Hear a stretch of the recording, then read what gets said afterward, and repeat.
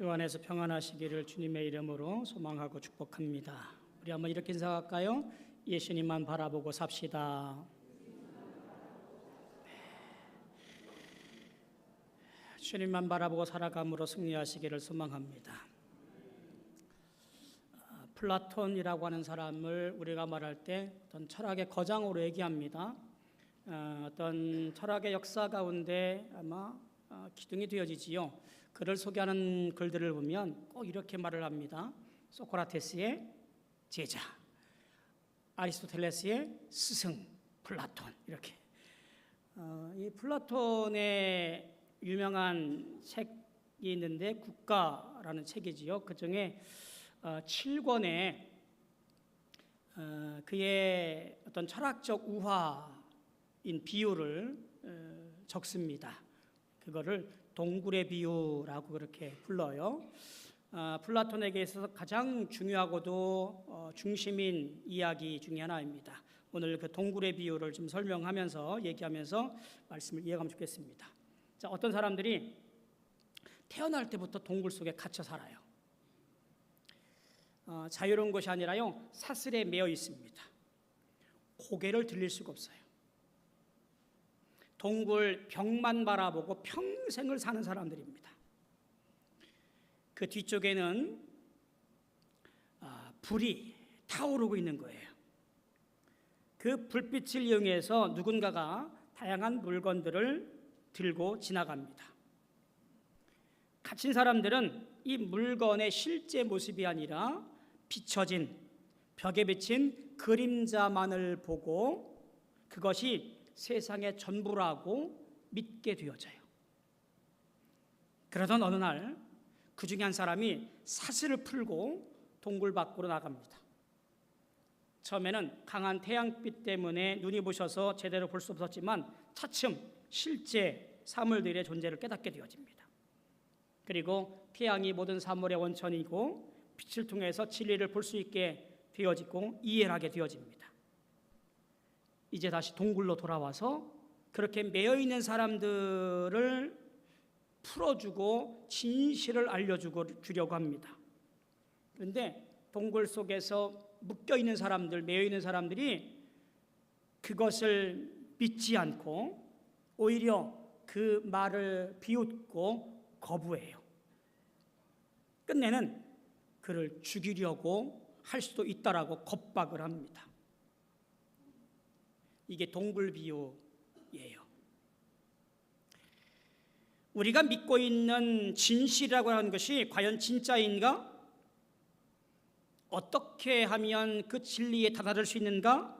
이런 고민을 하게 되는 어떤 강력한 철학적인 비유가 아닐까 생각이 되어집니다. 자, 그러면 이 철학의 영역에서 신앙적인 영역으로 한번 같이 생각해 볼까요? 이 비유에서 빛 되신 주님을 떠올리게 되어집니다.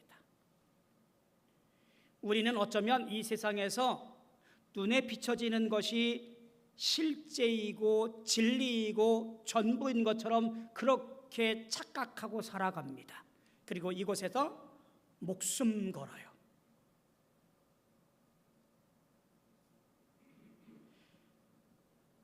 빛 대신 예수님께서 오셔서 나를 따르는 자는 어두움에 있지 아니하고 빛을 얻으리라 말씀하시는데도 불구하고 가짜 허상인 것을 쫓아가려고 동분서주 불철주야 살아갑니다. 수많은 사람들이 허상인 것을 진짜인 것처럼 착각하고 살아가는 경우가 너무나 많더라라고 하는 거예요. 성경은 그렇게 살아가는 사람들의 결말을 뭐라고 그러냐면 멸망이라고 그렇게 가르쳐요. 신앙 안에 살고 있는 우리가 어떻게 살아가야 될까? 허상이 아닌 실상, 실제이신 빛 되신 주님을 통해서 참된 진리와 자유 안에 거하는 승리하는 삶을 살아가야 된다라고 하는 중요한 결론을 얻게 되어져요.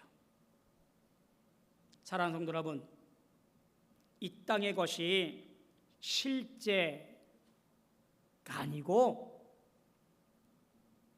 사라져버릴, 존재하지 않는, 별 볼 일 없는 것, 우리가 이것을 고백하고 오직 참 진리이며 생명이신 예수의 십자가 향하여 믿음의 길을 충분히 열심히 올곧게 걸어가시는 저와 여러분들 되어지기를 주님의 이름으로 소망하고 축복합니다. 돈이나 명예나 권력이나 세상의 그 어떤 철학도 때가 되면 사라지고 도둑이 오고 동록이 오고 없어질 것들이에요.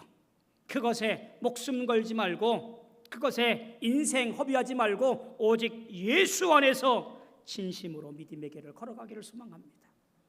오늘 말씀은요, 그와 같은 관점에서 말씀을 보는 것이 어쩌면 타당하다라고 보여집니다. 자, 오늘 말씀 보면요, 이렇게 시작을 합니다. 10절에 보니까 예수께서 안식일에 한 회당에서 가르치실 때, 그리고 11절에 18해 동안이라고 하는 것이 우리에게 소개되어집니다. 참 자세하게 그리고 친절하게도 안식일이라고 하는 시간적인 개념, 그리고 한 회당이라고 하는 어떤 공간적인 배경, 그리고 18해라고 하는 어떤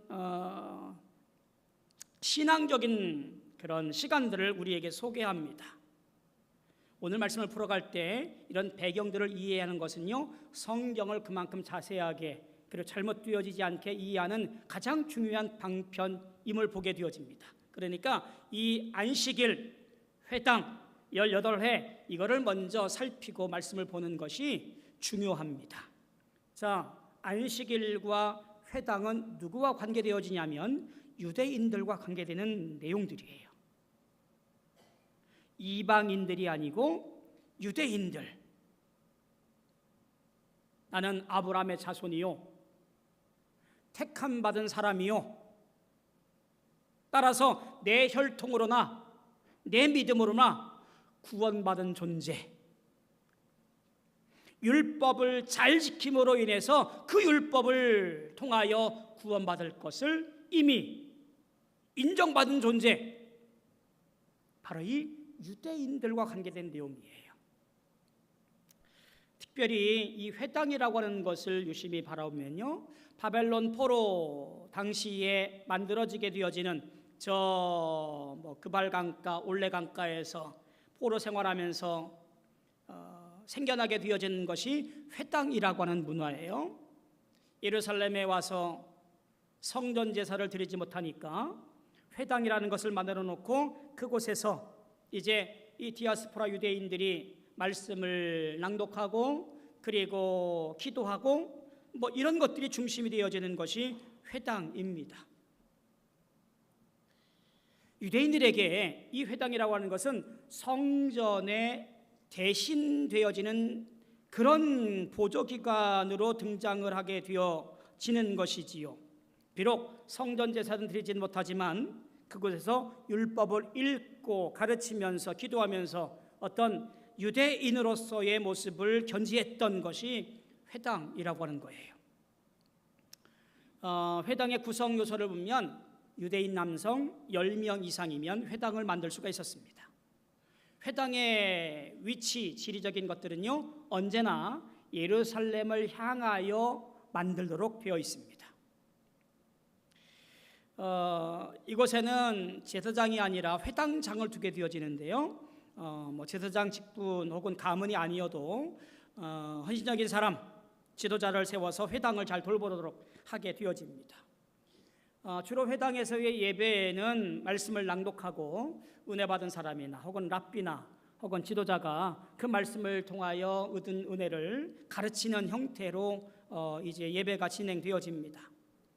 그러다 보니까 예수님도 그 회당 예배에서 말씀을 가르칠 때가 있기도 하고요, 바울이나 베드로도 말씀을 보면 회당에서 말씀을 가르칠 때가 있음을 종종 보게 되어집니다. 그런 내용들로 이루어져요. 신앙교육의 장으로도 쓰여집니다. 아이들에게 토라를 가르치고 성년식을 하고 이런 일들이 그 회당에서 있어지게 되어집니다. 또 한 가지는 어떤 공동체, 마을 공동체로서도 활용이 되어집니다.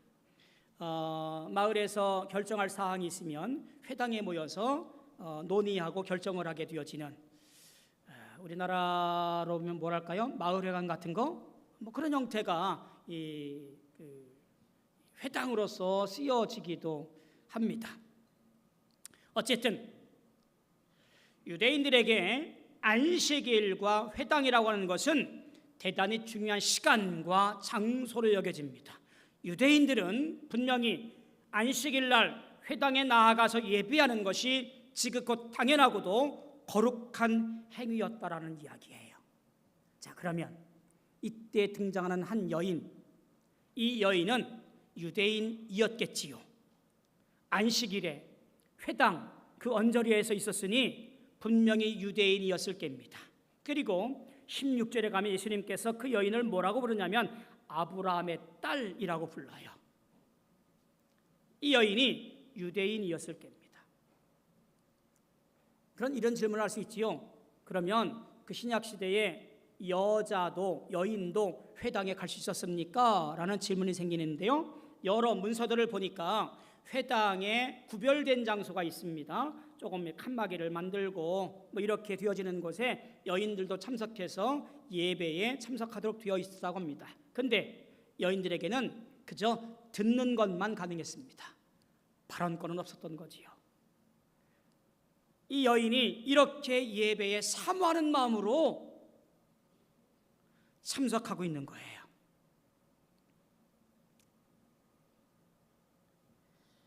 기가 막힌 모습으로 등장하고 있는 이 여인을 이렇게 소개합니다. 열대 동안에 귀신 들려 앓으며 꼬부라져 조금도 펴지 못하는 한 여자,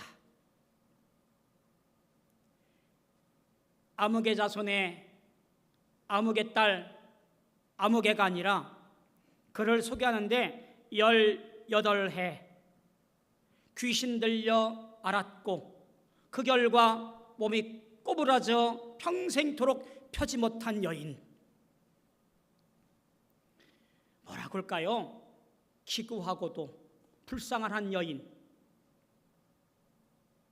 그 모습 때문에 아마 그 마을 공동체나 신앙 공동체에서 소외당하고 무슨 죄가 많길래 저런 벌을 받았느냐, 아마 그렇게 정신적, 신앙적, 영적 피해자가 아마 이 여인이었을 거라고 생각이 되어집니다. 자, 그런데 우리가 눈여겨보는 것은요, 이 18해라고 하는 겁니다. 참 친절하게도 왜 이런 시간적인 배경을 우리에게 얘기해 줄까라고 하는 것을 살펴볼 필요가 있는 거지요. 자, 이 18년이라고 하는 이 표현은 이런 겁니다. 그죠? 연수로서의 18년, 18해만을 가리키는 것이 아니라 여기에는 어떤 시간적 개념보다는 상징적 수가 더 많이 있음을 우리는 기억해야 됩니다. 성경 곳곳에 이 18년이라고 하는 것과 연관된 사건들이 기록되어집니다. 사사기 3장 14절에 보니까 이에 이스라엘 자손이 모압 왕 에글론을 18년 동안 섬기니라.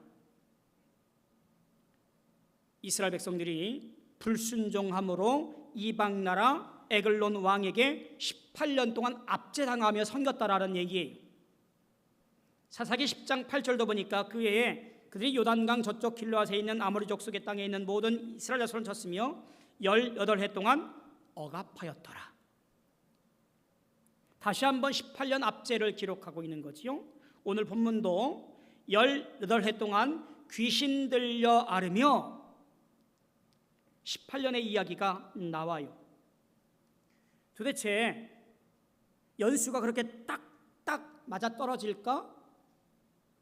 물론 단순히 연대 기록일 수도 있겠습니다만, 그러나 이 18이라고 하는 숫자는요, 오히려 이스라엘의 구약이나 신약의 성경적인 숫자들의 배열을 볼 때 다른 의미가 더 크다라고 보여져요.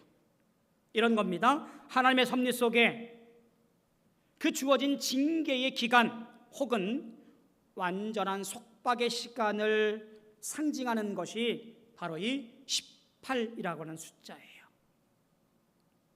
주로 이렇게 분석과 해석을 합니다. 18은 6 곱하기 3이지요. 이 6이라는 숫자는요, 완전수 7에서 하나가 빠진 숫자예요. 완전한 숫자, 성부, 성자, 성령 더하기 동서남북에서 7이 되어지는데 7이 완전한 숫자예요. 그것에서 하나가 빠졌다라는 것은요, 무슨 얘기냐면 불완전하다라고 하는 거예요.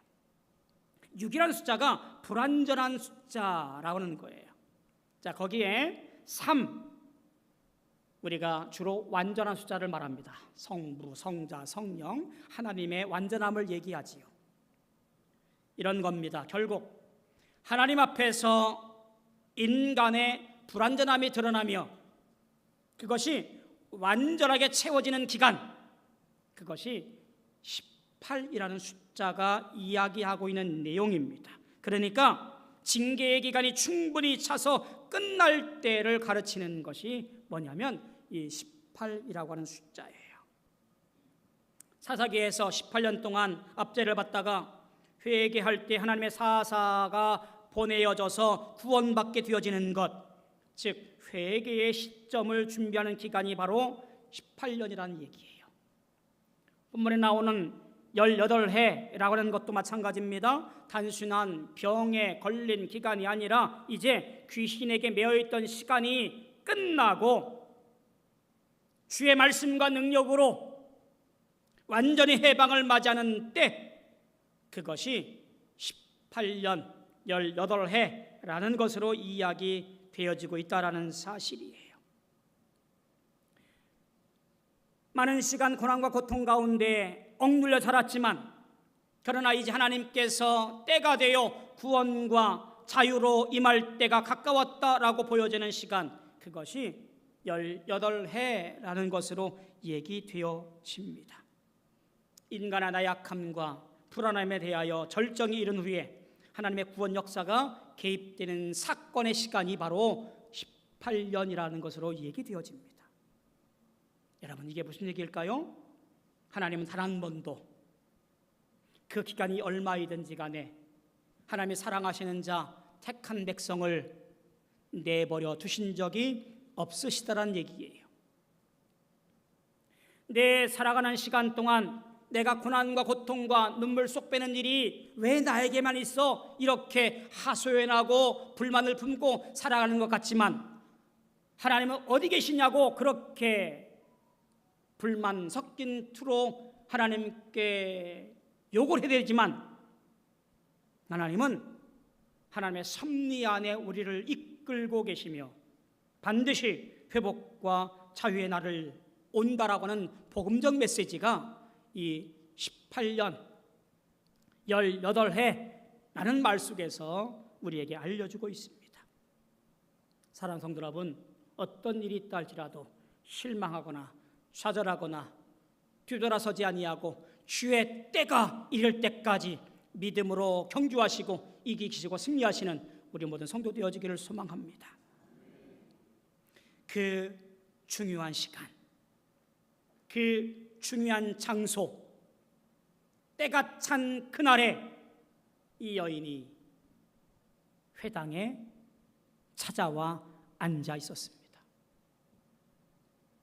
여인들만이 앉는 그 구석진 자리, 사람들 눈에 띄어지지 않을 그 한쪽 구석에 땅을 볼 수밖에 없는 그 인생, 그 모습 그대로 그렇게 회당 예배에 참석한 거예요.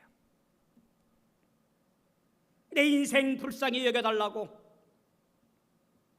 오직 하나님만 찬송하겠다라는 마음으로 예배에 참석한 거예요.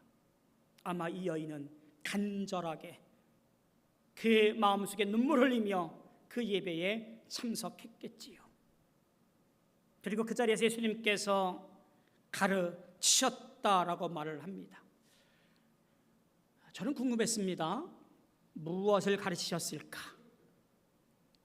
무슨 말씀하셨을까? 제가 한번 추측해 볼진데 이런 것 같아요. 왜냐하면 13장 1절부터 9절까지 말씀을 가늠해 보면 그 말씀이 연결되지 않을까 생각이 들어요. 이런 말씀이지 않을까 싶은 생각이 듭니다. 1절부터 5절까지 보니까 사람들이 찾아와서 말합니다. 예수님, 저 갈릴리에서 일하다가 많은 사람들이 다쳤습니다.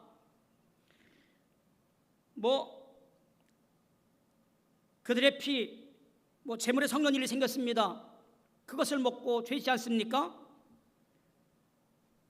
해받았으니 그들은 죄가 많은 거지요. 실로암에서 망대가 무너졌는데 사람들이 18명이나 죽였습니다. 죄가 많지요. 그래서 그런 거지요. 그들에 비하면 안전하고 잘 살고 있는 나는 의로운 사람이지요. 이렇게 얘기를 하는 거예요. 예수님께서 그들에게 꾸짖으면서 말합니다. 5절에 보니까 너희가 만일 회개하지 아니하면 다 이와 같이 망하리라.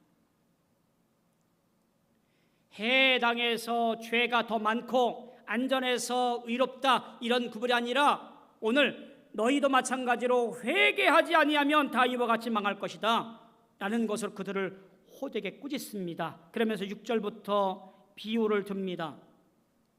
무화과 나무가 있는데 열매를 맺지 않는다라는 거예요. 그래서 찍어버리겠다라는 거예요. 3년을 더 두고 보자 라고 말씀하시는데 그 이후에라도 열매가 없으면 찍어버리소서라고 하소연하는 이야기가 앞에 나와요. 예수님의 가르침이 이것과 연관되어지지 않을까 생각이 듭니다. 너희 외식하는 자들아, 너희가 의롭다고 생각하느냐? 너희 혈통 때문에 구원받을 거라고 생각하느냐? 절대로 아니다. 열매가 없으면 너희는 망할 것이다. 회개하고 열매를 맺으라. 이 말씀을 하지 않았을까 싶어요. 그리고 예수님 눈에 들어온 한 여인을 보게 된 거지요. 오늘 앞서서 소개되어지는 꼬부라져서 땅만 보고 살아가는 한 여인을 세웁니다. 그리고 이렇게 선포합니다. 내가 내 병에서 놓였다. 그리고 안수합니다. 놀라운 일이 생겨나게 되어지지요. 여자가 곧 펴고 허리를 펴고 하늘을 우러러 하나님께 영광을 돌렸다라는 이야기입니다. 여인이 누구인지 그게 지금 중요한 것이 아니에요. 예수님은 마치 이 여인이 시청각 교제처럼 내 의와 내 혈통과 내 신분 때문이 아니라 오직 주님의 섭리와 역사와 능력으로 주님께서 이 일들을 만들어 가신 사건을 나타내 보입니다.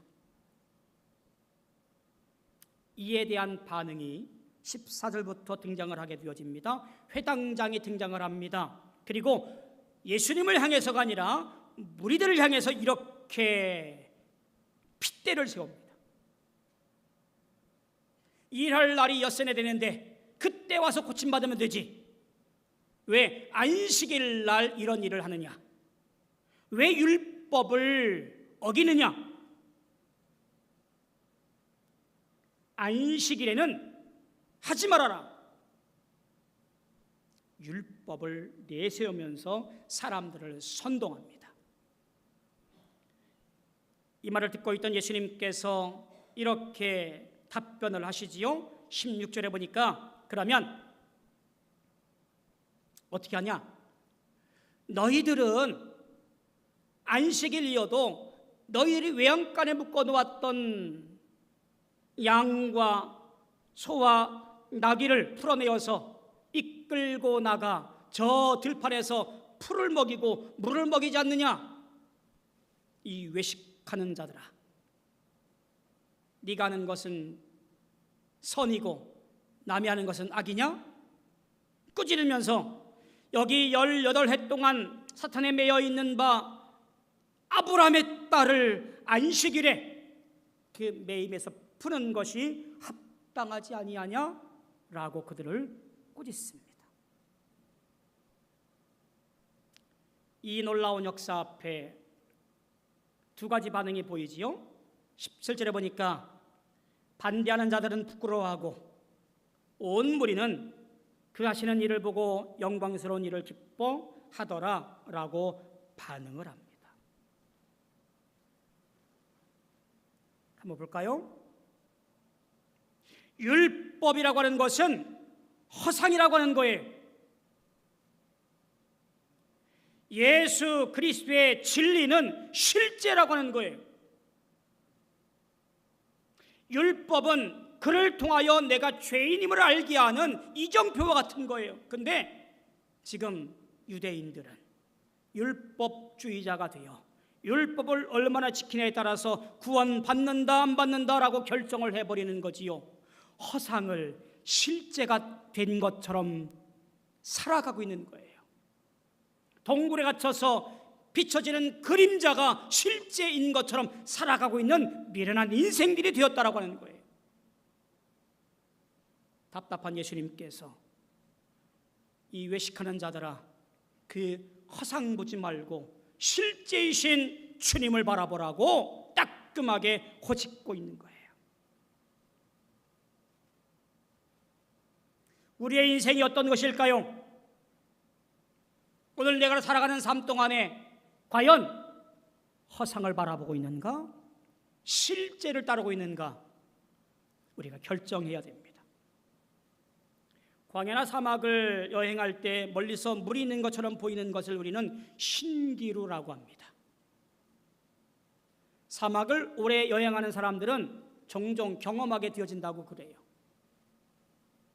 목이 말라서 헐떡일 때 눈에 보이는 신기루를 보고 온 힘을 짜내어서 가서 보니 모래뿐이더라 탈진하고 그렇게 사고가 나는 일들이 생겨난다고 그래요. 신기루라고 하는 것은요, 사막에서 빛의 굴절 때문에 보이는 허상인 거지요. 그 허상이 실제인 것처럼 착각하고 뛰어가는 것. 오늘날 안 그럴까요? 우리는 돈과 명예와 권력, 이 땅에 사라져버릴 아무것도 아닌 것을 쫓아서 통분서주, 불철주야 그렇게 살아갑니다.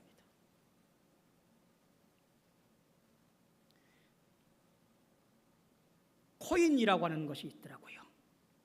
어떻게 생겼는지 잘 모르겠습니다. 가상화폐라고 그러더라고요. 그러니까 눈에 보이지 않는 화폐인 거예요. 여기에 현물, 실제를 통해서 가상을 사서 그것을 어떻게 이득을 남기는 그런 형태입니다. 어떻게 굴러가는지 잘 모르겠습니다. 그런데 이 가상화폐인 코인에 일확천금을 누리려고 많은 젊은이와 중년들이 투자를 했다고 그래요.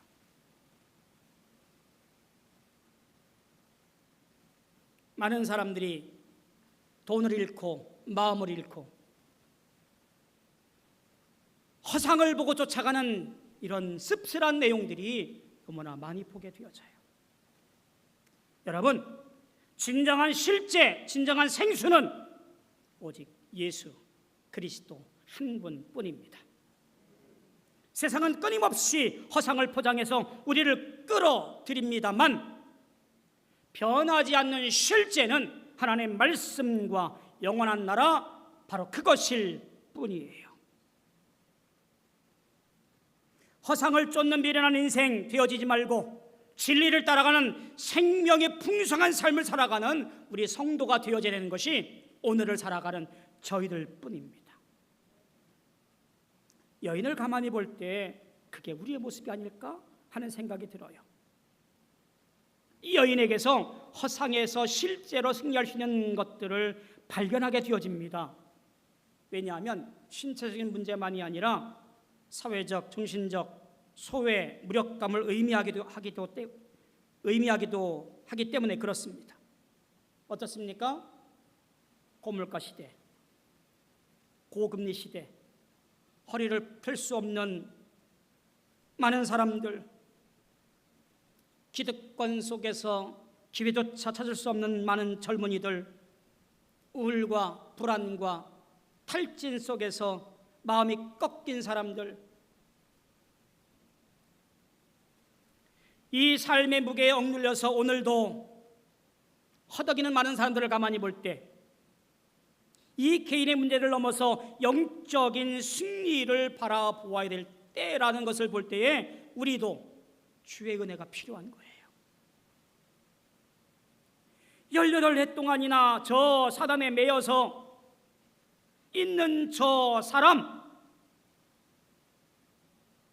예수님은 그를 바라보지 아니하고 그를 통해서 이루실 하나님의 영원한 나라를 바라보시면서 그를 깨워 고쳐주시고 인도하고 계신 것을 보게 되어지지요. 사랑하는 성도 여러분, 이 땅에서 도둑이 들고 동록이 들고 사라져버릴 허상을 쫓는 인생 되어지지 아니하고 실제이며 진리이신 예수 십자가 바라보고 승리하시는 우리 모든 성도 되어지기를 간절히 소망합니다.